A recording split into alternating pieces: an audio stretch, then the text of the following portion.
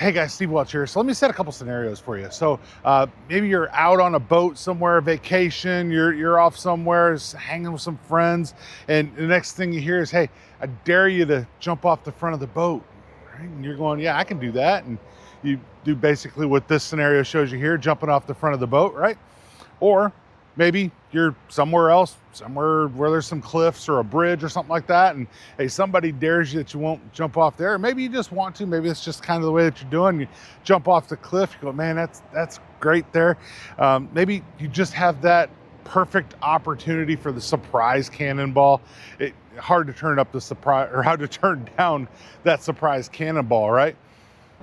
Or maybe even more possible, you are the end of a long day and you threw all your clothes in the laundry and you didn't quite think about it until the time that you're pulling them out of the washer and putting them in the dryer, and you realize, I left my keys in my pocket. So whether you're coming out of the water, the ocean, the lake, the pool, whether you're just pulling your clothes out of the dryer or out of the washer and you notice, I washed my keys. So now what? Right? Are they shot? Did you just cost yourself $400, $500, $600, $700, maybe even more, depending on the key? Maybe, right? Maybe. But if you're gonna try to save it, I'm gonna show you how to save it. And how do I know that it works? Because I saved mine after mine went through that last scenario there in the washer. And I'm gonna show you what you should do, because this is what I did, what happened after it came out of the washer. So very first thing that you wanna do, depending on the key that you have, is you wanna find the switch. Now you're gonna have a little switch that's at the back of most of these, where you can actually pull out a slide key in the back, right? So that's what you're gonna do. So very first thing you wanna do is pull out that slide key. There's a little spot on the inside here. You're gonna pop this open, right? So once you pop this open, you're gonna see all your little switches and that are on the inside there. What you wanna do is kind of come back here. You're gonna see your little battery on the back. Take the battery out, right? And sometimes a little bit easier than others. Maybe you need a little screwdriver. Maybe you can use the side of the key to actually pop that out, something like that. You're gonna wanna make sure you get the battery out and don't break the tabs that are around there. So the little tabs that hold it in, you don't wanna break the tabs. You're gonna need those, right?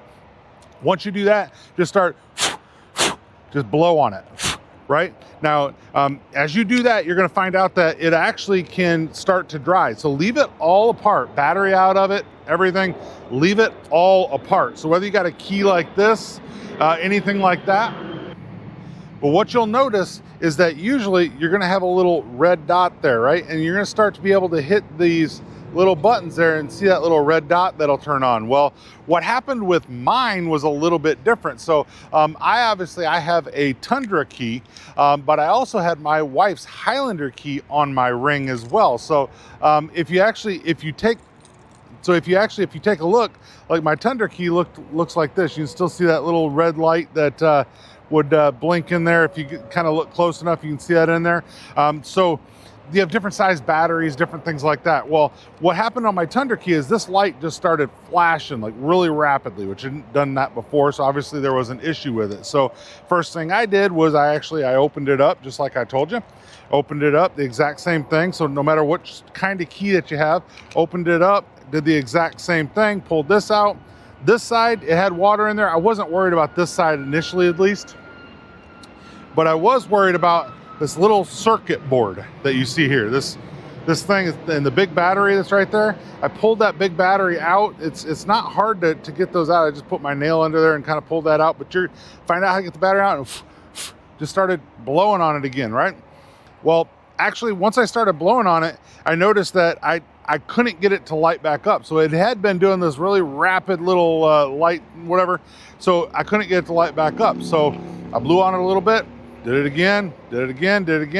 And I've had some people say, hey, just put it in rice and that'll help. And I have no doubt that would probably help too, but this is just what I did. I just blew, and then I actually put the battery back in, tried it, didn't work. About an hour later, blew on it again, put the battery back in, hit the button. And when I hit the button on this, I was like, man, it worked, right? So it was something that worked very good. And then at that point, I obviously made sure that the case was dry, put everything back in the case, and clipped it back together. Well, the other thing I want to point out too is that Okay, well, let's say you're at the beach or something like that. You don't have an hour to wait or something along those lines. Well, if you actually take your key usually and you touch it to your push to start button. Now on a RAV4, it's actually in your cup holder, but if you touch most keys to a push to start button, you can actually start it. And I'll show you how to do that here on another video. Okay, so I've given you the best shot, at least in my opinion, of trying to save the key. But let's say that you have to leave right now. You're trying to leave the beach, leave the pool, maybe, situation that you gotta go or whatever. If you take that slide key out, like I showed you to do, you can actually slide it into your door and then turn it once it's in the door there. You're gonna find out most cars, not just Toyotas, will have some type of a key there. Now, I've seen some where they're hidden behind a little panel or something like that, but your car should have some kind of key fob there or key lock there where you can at least get into the driver's door. Now, Toyota and some other manufacturers give you a way that you can actually lock your key fob out so that it no longer broadcasts. So what you'll find out is that if I just have this even here and I go to hit this button, it's saying the key's not detected, right? So what I've actually done is I've shut this off. So let's say that it's dead. You've got just the inside of this and you're trying to get it started. You can take just the inner piece of this that I just pulled out and showed you how to do there.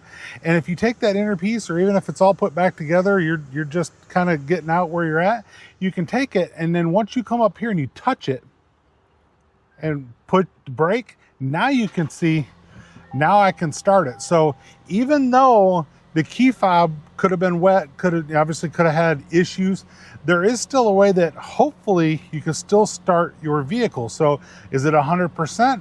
If it's been drenched in water, maybe not, but it's your best shot if you're not getting a signal from your key fob to be able to start that car in that situation. So back to the premise of the video here. If you drown them, can you still use them?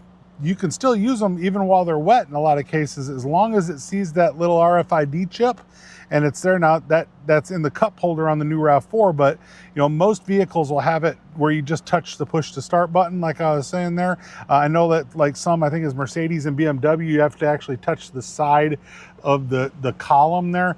But however that ends up being, you'll have usually an indicator there or something like that. Or if you go to start it and it's not there, and you're sitting here and you're trying to start it and it's saying key location or whatever, sometimes it'll actually tell you press the brake pedal and touch the engine switch with key. So it's going, oh, okay. So I'm going to press the brake pedal, just like I just told you, take this and touch it, and then everything would fire up the exact same way I just showed you. So that's just a way of getting there. Now, if I was to turn it back on, this right here, I just hit the button and it turned back on. So now I should be able to just hit the button and it'll fire back up. This is not ready to drive just because of that, but it'll fire back up even because it can see the key now, because the key is now broadcasting again. So can it work? Yes. Will it work 100% of the time? I would say probably not. By the way, if it's ocean water or anything like that, I would definitely suggest possibly looking into getting a new key. But do what I did. Maybe it'll help you, but I wanted to show you.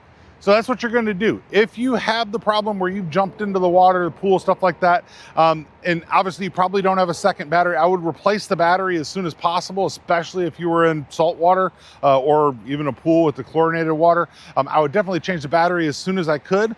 Maybe, open it back up, make sure it's dry again once you get to where you're going. But this worked for me to get mine back up and running, and it's been working fine. And I had 3 different keys that were on my ring. All of them were a little bit different, kind of like what we're looking at here with this one, with the old style, this is the one like my wife's was, this old style right here, and then obviously the other one that I first pulled apart for you. Those are all 3 different styles of Toyota keys, and it should all work the same way.